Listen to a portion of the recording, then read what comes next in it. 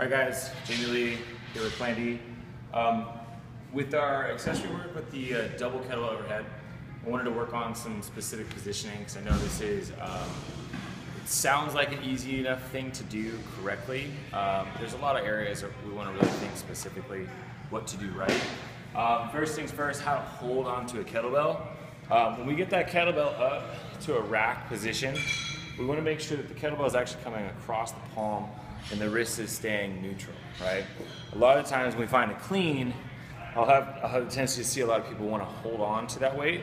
And you can see my wrist is clearly in that overextended position.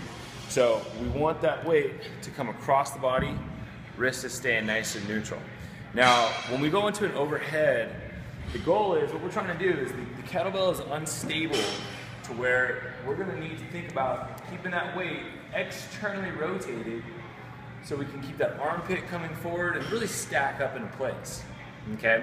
Now, when we're doing the overhead carry, like we have scheduled for this week, what we wanna think about is when we get that kettlebell up, those two kettlebells up, they're both deep into the wrist, hands are coming underneath my chin, and then from here, we're going straight out to lockout. The goal is to try to keep those thumbs back. Right here we want to think about turning the butt on, pull the ribs down, and walk. Okay?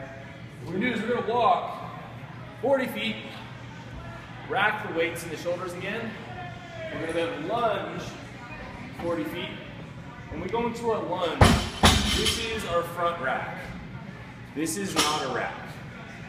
This is not a rack. This is where you can rest. But when we go into our lunge, we want to make sure that the hands are underneath the chin and we're slightly elevating with the shoulders to hold that shoulder up, put that weight up. After we've lunged, we will turn around, we'll go into a nice scapular retracted position, chin is tucked back, and then walk for our farmer carry.